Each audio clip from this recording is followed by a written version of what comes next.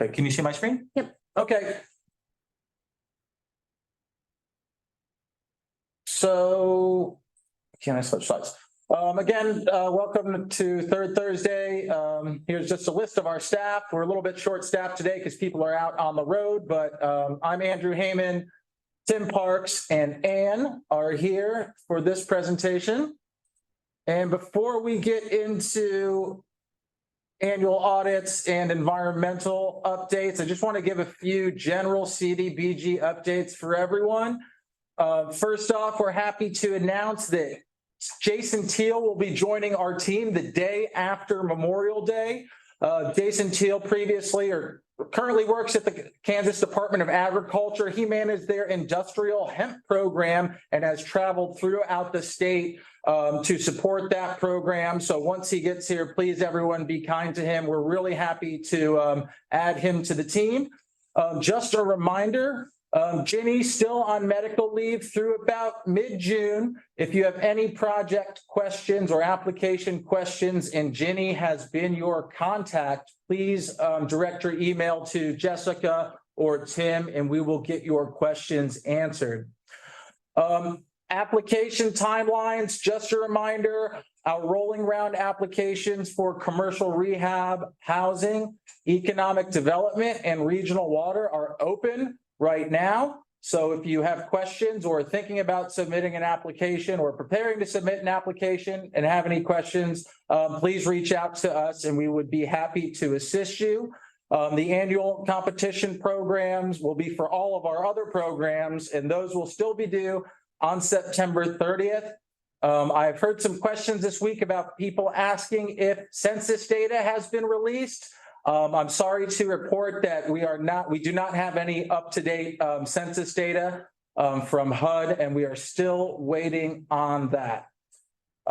Next, a few communities, are about 7 from our 2023 awardees, where we sent out information about small grants waivers for BABA. Please have those waiver requests in by May 31st. I think we received 1 out of 7 so far. So please get those in. And if you have any questions about it, please let us know. We'd like to process those as quickly as possible. Also, we are planning future administrator trainings. I sent an email out to a handful of administrators in regional planning commissions last week. We've received a lot of feedback about what types of training, what people need trainings on, and what types of trainings they would like. If you have any comments, any further comments about trainings or recorded webinars that are needed to help people become trained in CDBG, please email Jessica Pierce with any additional information, and we will incorporate that into our training plan. Okay.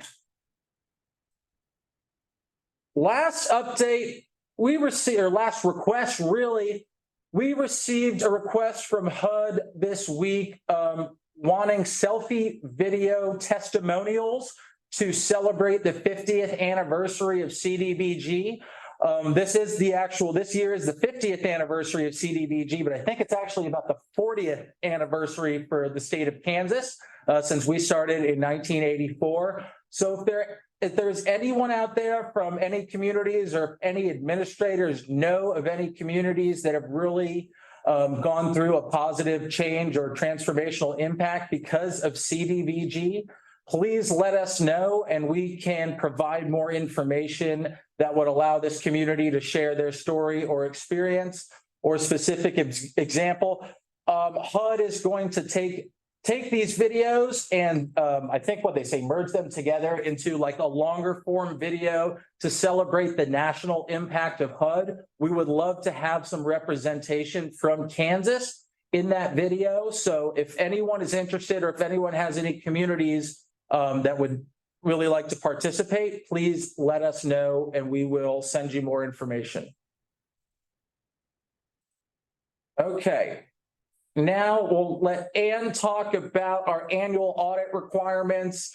This is a standard CDBG procedure, and I think we had didn't have as many people follow it last year. We want to make sure people are on top of it this year. So I'll pass it over to Ann. Hi, everyone. So several of you have been sending your audit forms to us. You've been doing that for the past couple of weeks, and that's greatly appreciated. Just as a reminder, if the local government disperses or expends $750,000 or more of federal grant assistance from all programs, so that's CDBG and other funding, federal funding programs, then you must have an annual audit performed according to 2 CFR Part 200. 2 CFR 200 is basically our Bible. We follow this very closely to stay in compliance with grant requirements. And so the audit is both financial and compliance, and it covers the entire operations of your local government unit. Go ahead and switch to the next slide, please. So what we need you to do, there is an audit information form.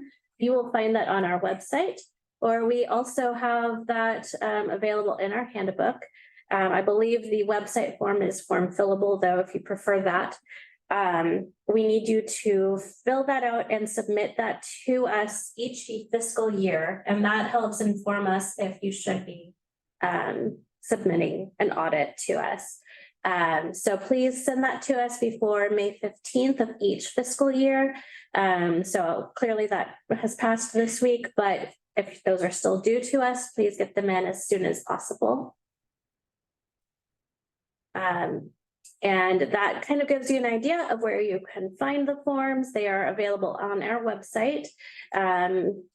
It's under our resource library. You'll find forms, drop down for forms, and then it's S11 audit information form. And a little bit later in this presentation, we'll go through the resource library a little bit. And for annual audits, a lot of the larger water sewer projects will have to have an annual audit when they meet that $750,000 threshold, but we require all projects to submit the form, correct? That's correct. Correct. And we're definitely missing some forms for this year. So please be attentive to that. Okay, anything else? No, thank you, everyone. Okay. All right, now I'm going to, if you have any questions about that, just reach out to myself or to Ann and we can walk you through it. Okay, and now I will pass it over to Tim with an important environmental update. All right, everybody's excited about environmental stuff, and radon is the topic of the day. So this is a first time for the federal government to address radon with its funding. They put out a final notice, etc. The rule actually became effective April 11th of 2024. So it is effective now, and it is something that you need to look at. So what's that mean for your projects? If you have not completed your environmental review through the part of getting that signed and turning that into your project manager, and you still are ongoing with your environmental review, then you need to go back and ensure that the issue of radon has been addressed in your review. So I can talk about that a little bit more one-on-one with folks if they have specific questions on whether they should or shouldn't do that. I'd be happy to talk to you about that. But as a general rule, if it hasn't been submitted yet, and then you need to really go back in and address radon. So it's covered under the top contamination and toxic substances law and authority on that checklist there, your 58.5 checklist. There are a few projects that are not going to be subject to review for radon. Those are going to be your exempt category projects, your subject or your categorically excluded, not subject to activities. Both of those are not going to require anything there. Buildings that have no enclosed areas having ground contact. So that would be something on stilts or something along those lines where they're not having direct contact. A slab would count, a basement obviously would count, things along those lines. Buildings that are not residential, and it's both of these, not residential and will not be occupied for more than 4 hours per day. So if the building's going to be occupied for 5 hours a day and it's an office building, then you are going to be subject to radon and you're going to have to assess it and figure out whether mitigation is required. And then if you have a building that you're assisting that already has a radon mitigation system, or if they have had clearance tests for, I believe they say the last 10 years, then you would be exempted out of having to look at radon through your environmental review. But pretty much everything else, we are going to do this. We've been doing this for housing for a while now, but we're really going to start doing this for commercial rehab, economic development, child care centers, all kinds of things along those lines. So how are we going to do this? First and foremost, you got to test the building, although oddly enough, it's not required in the regulations, but there's no way to know whether you have radon without testing. You can test through a do-it-yourself type of test kit that you can get at Home Depot or K-State Extension or wherever you're going to get that. The ANSI AARST testing labs, that is the preferred and best practice. That's where you're going to get a lab. It's going to, you're going to do the test for a longer period of time, send it to that lab, they're certified, et cetera. That's the best practice. If that's not available or if time's an issue, a DIY will suffice. You may not use EPA maps of radon zones, whether that's from the state or the federal government. They'll map radon, but it's not specific enough for your specific location, address, or whatever. It's too generic. So please do not cite those things as your resources. They will not be accepted. And then obviously we need mitigation or action steps to be taken when the radon levels exceed 4 picoliters, I believe it is. I'm sure I'm slaughtering that, but whatever that stands for.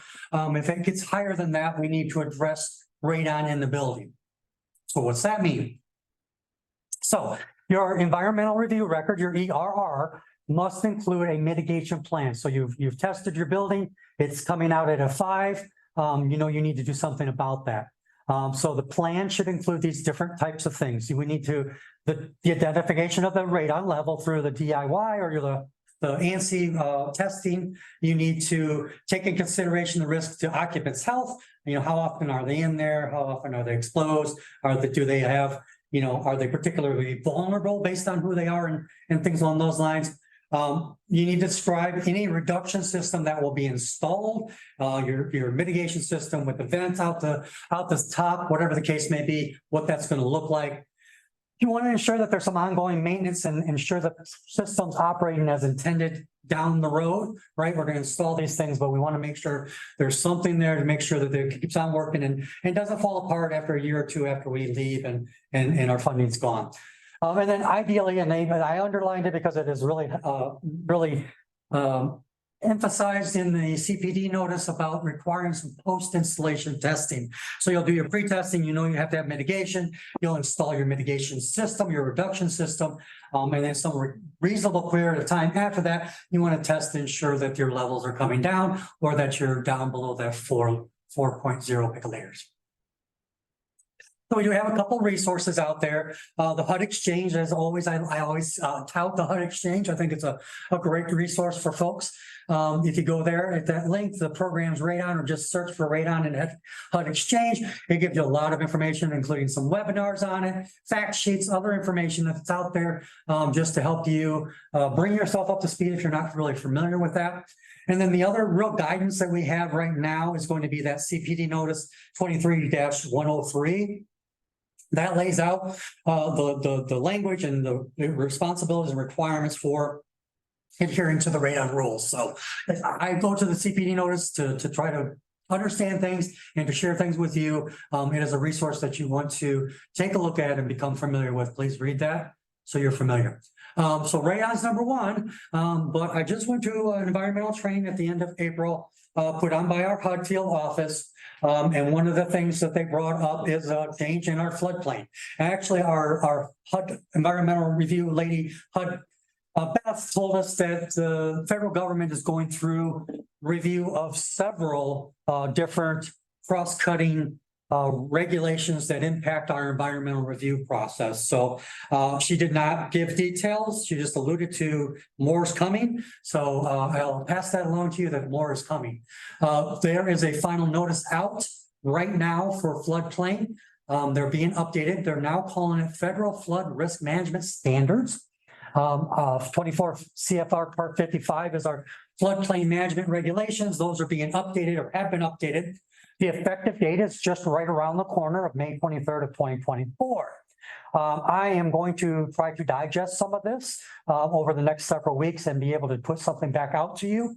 But I strongly encourage you all to start looking at the rules and the way things are done with it.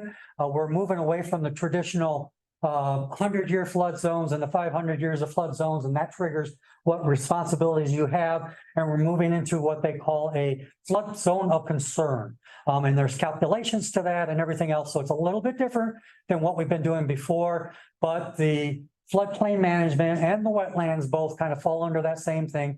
The 8-step process has been modified, but only slightly.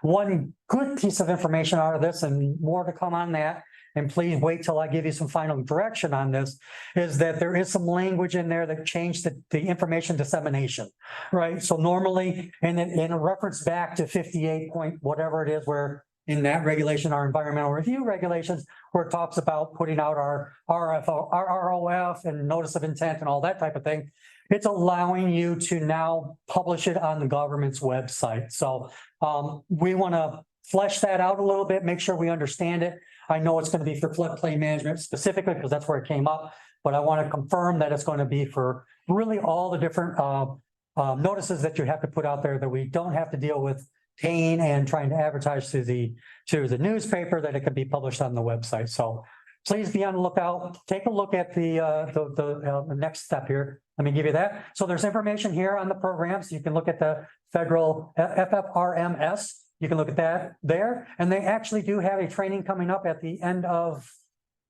I don't remember what, let's see. Yeah. Find out what it says. And it is, come on, where are you? There you are. Come on, you can do it. Oh my goodness. Oh, don't need that. Don't need that. Oh my, Let's go max. there it is, there it is. All right. Sorry, guys. Technical issues. All right, so the end of May. So this is the compliance training that's set up. I am already registered for it. Encourage you, if you deal with floodplains, which pretty much everybody does, we try to avoid them, but you need to know this is going to be our first blush at trying to understand this and digest this. So take a look at that. It's on HUD Exchange again. Please take a look at that and register for that. So that's out there as a resource for you, as is the information there.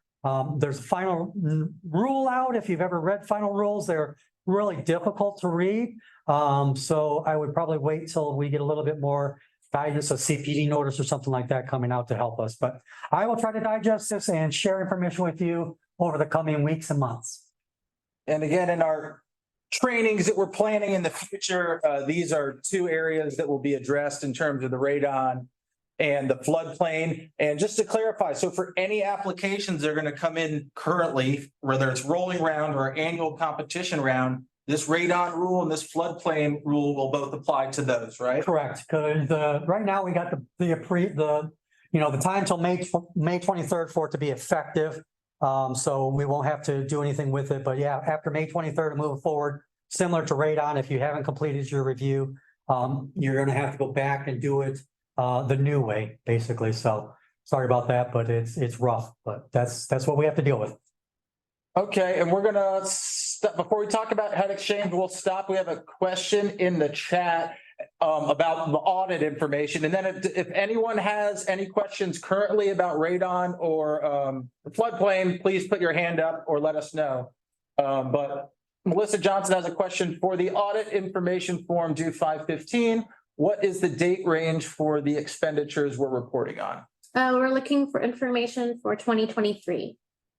So that fiscal year for the city or the counties. Okay.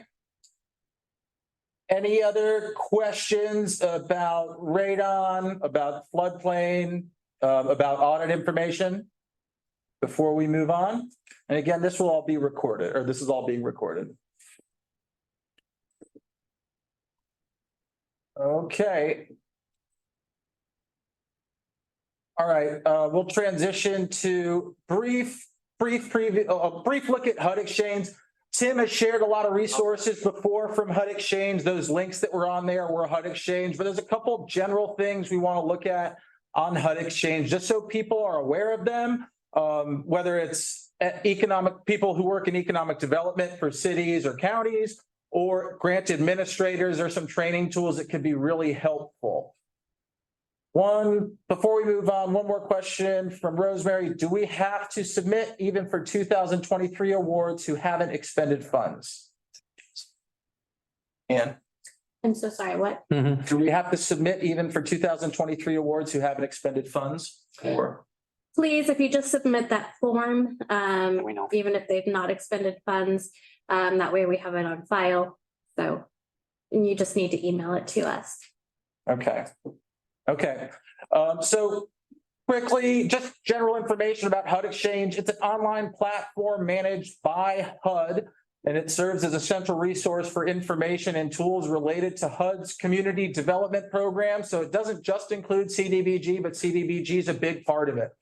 Platform provides access to training materials, program guidance, policy updates, those CPD notices that come through, and additional resources for grantees and for sub-grantees.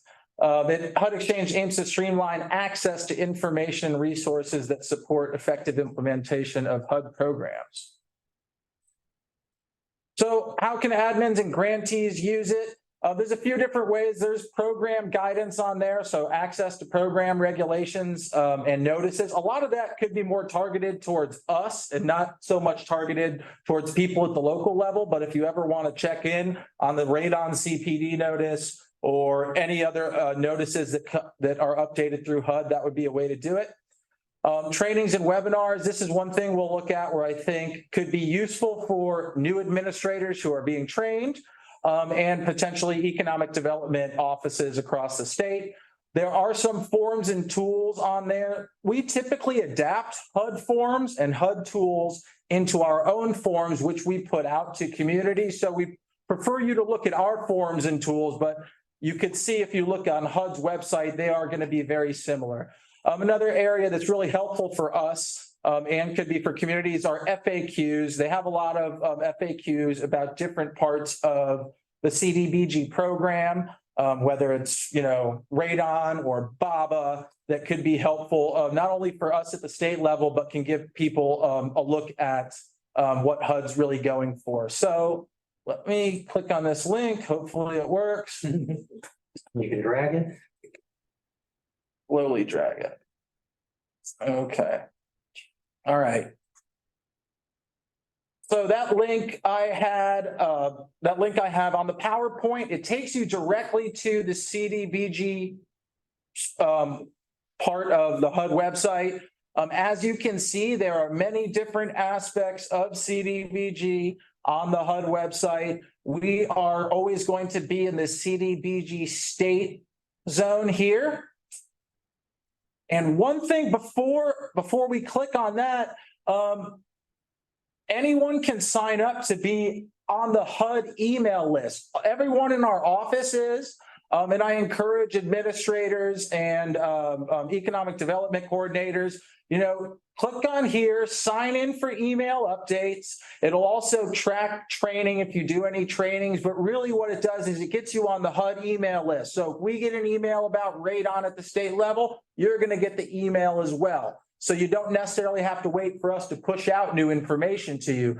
I assume we would get an email when new census data comes out. So you might want to be on that list, but I would encourage everyone to sign up for email updates or right here, join the mailing list for HUD Exchange. So just a couple things we want to touch on. First off, there's some really basic HUD training materials that are available on the website. If you click on that last link that I clicked on, sorry, I went pretty fast. State and explore CDBG here. They have a training called basically CDBG online training.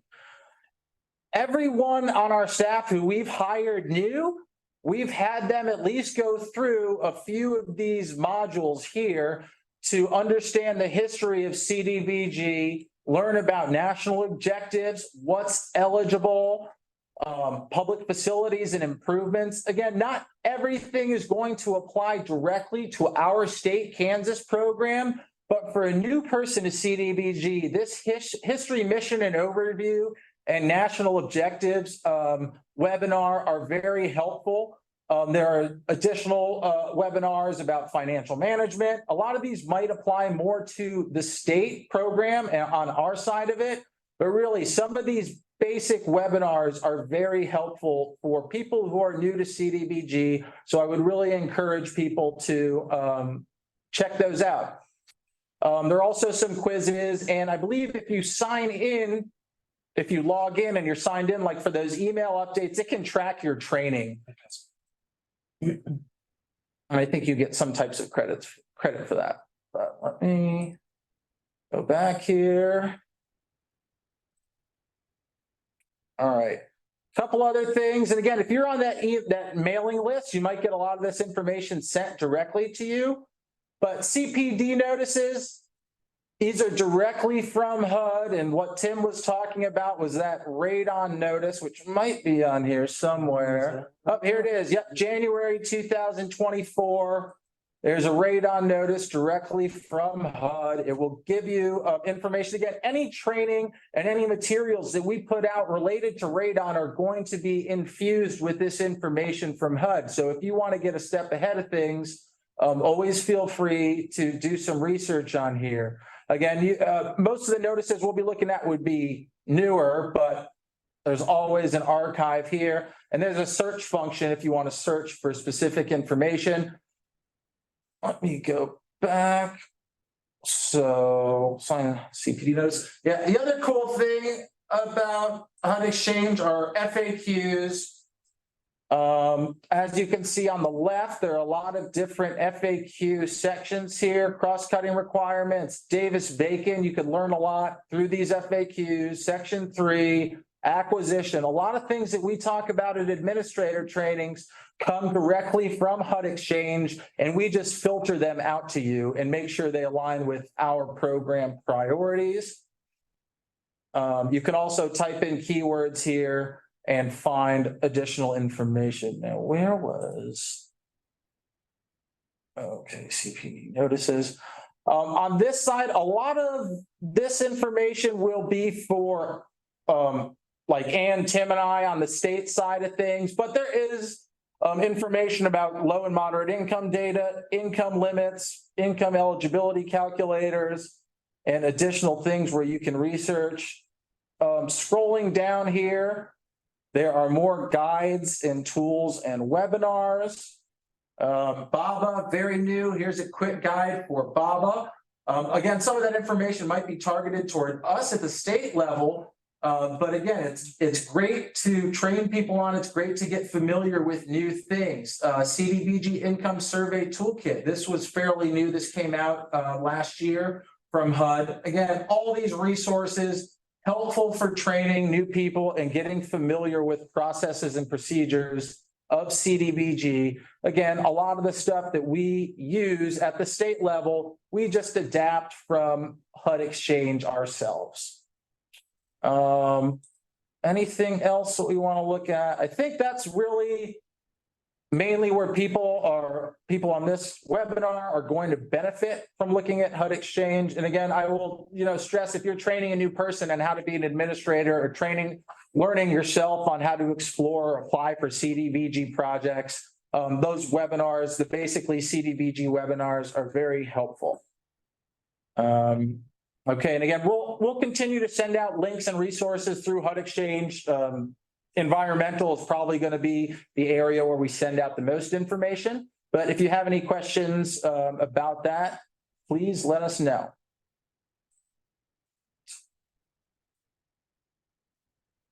Okay, so the last thing we want to do is look at our CDBG resource page.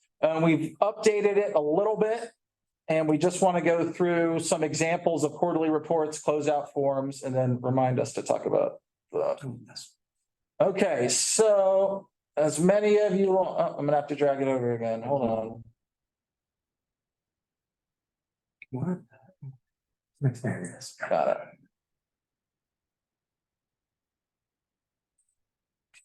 Okay, so this is our CDBG main resource or main page. Again, if you just Google Kansas and CDBG, it'll come up to this page as your first option. These are all of our program pages. I do want to mention one thing before we look at all the resources. If I click on one of these, the census calculator will be updated as soon as possible with the new census data. And this income data calculator that comes with the census calculator that shows LMI family income, it's currently programmed for 2023, but the recent 2024 data just came out and our IT team is currently working on getting that updated. I'll send an email out to everyone once that is officially updated. And again, as you can see, this calculator is very nifty. It tells you immediately that Alton's LMI is 82%. But let me go back to the main page. Okay, so from our main page, it's very easy to access the CDBG resources, which we are discussing. You go down to the bottom and click resources. We recently restructured this page to make it a little bit cleaner. Some of the information, the most important information would be up here in our primary handbooks and guidelines is our grantee handbook. As for any grantees who have been awarded a project, we need to get familiar with that. General application requirements. These are for anyone interested in applying for 2024. Please come here and review the general application requirements. They are updated annually. There's also housing handbook and economic development handbook there as well. Under programs here, these will just give you the guidelines for all of our programs for this year. These are also available on the main page for each of these programs. So each of these essentially represents one of those tiles on our main page. But this is just another way where if, hey, you want to go download the guidelines for all of these and look at them, you can go and do that right from here and you can download it to your desktop.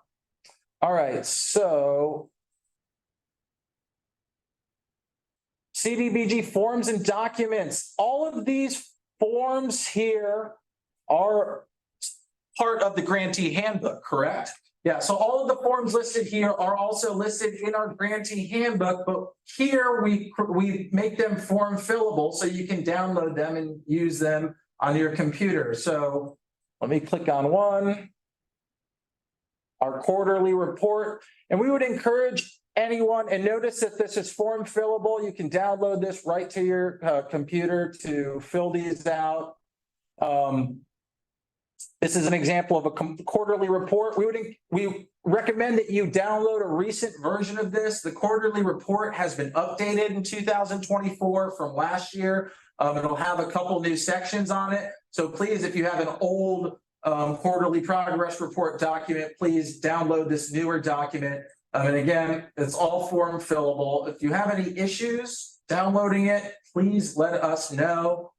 Other forms on here that we use all the time: authorized signature forms, contract amendment request forms. Now, we've had a few questions recently on a time extension amendment versus a bid extension amendment. Tim, could you explain what the difference is on those? Sure. The contract end date change or a change in your budget or your scope is basically a change to your contract. So that requires you to go back to your city or county, get them to understand that the changes are happening. We want to see some minutes that show that, yes, they approve the change, and get a form completed and signed by the mayor and turned in.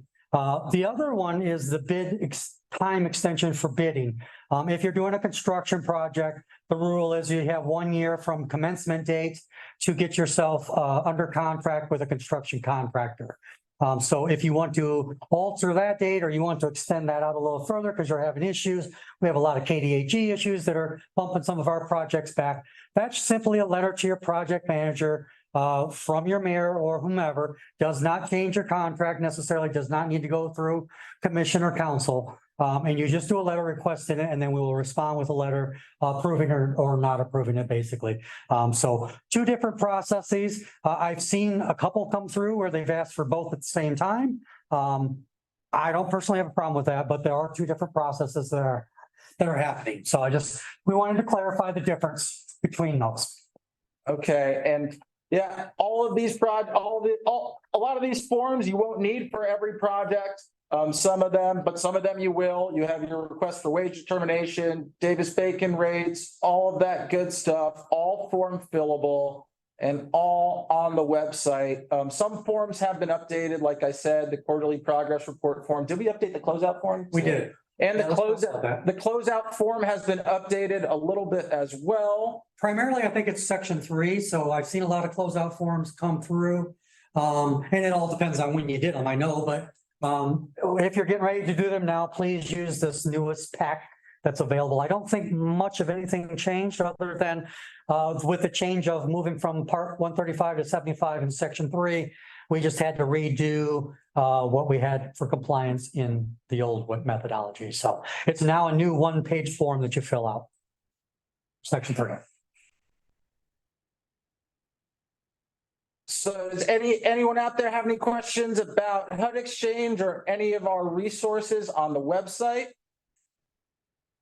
And there are more drop-down lists here of forms that can be usable. There's also a training down here for section 3 that Tim recorded, and it's buried here a little bit. If you're interested in section 3, there is a training webinar on here and a PowerPoint presentation that you can review. And I think that's pretty much it for this page. We just wanted people to be familiar with it and see how to use it. Again, if you have old forms of quarterly reports, old forms of closeout forms, please download the new forms. All right. Okay, I think we touched on everything. Yep. Okay, so that's pretty much wraps up our third Thursday for today. We do have, about 20 minutes left. If anyone has any questions, about a project or an application or anything at all, we would be happy to answer that at this time. I have a question. Yeah. For a project that I'm doing, we've had discussions with the engineer about whether there's a requirement for the engineer to do the final inspections for the project, or if that's something that the city or I could do.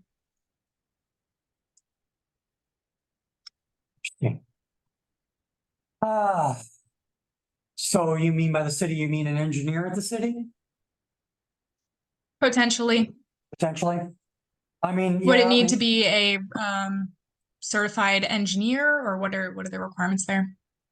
Yeah, the purpose of that is just that we make sure that what's drawn and what the engineers come up with are actually implemented and put into the ground or designed properly.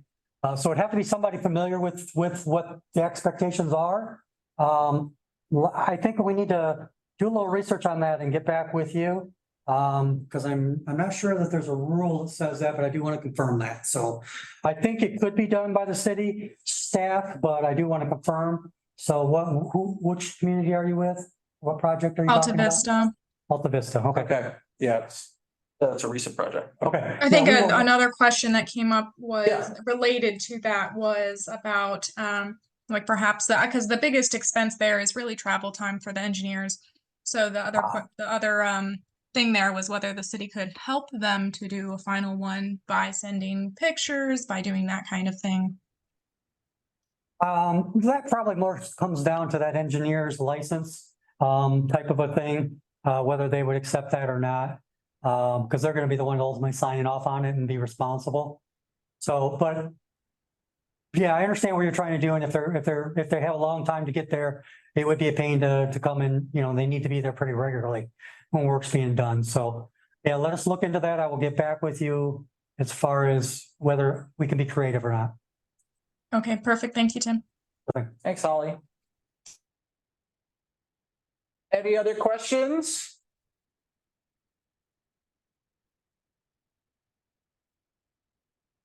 On projects, potential applications, anything?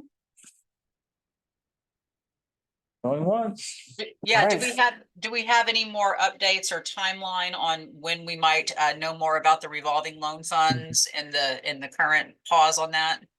Yeah, update is it's still on a pause and we'll probably have another update in the next couple of weeks. We're waiting for some more guidance from leadership on this.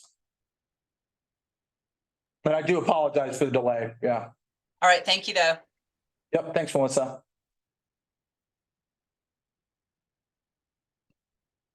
All right. With that, we will log off. I appreciate everyone for joining today. We will get this PowerPoint posted on, or we'll get the PowerPoint emailed out and we will get the recording posted online. And in the meantime, or in the future, just email us with any questions. I know application season is going to be heating up pretty soon. So reach out to us with any questions or concerns you have or about anything that we talked about today. All right. Thank you. Have a great weekend. Bye, guys.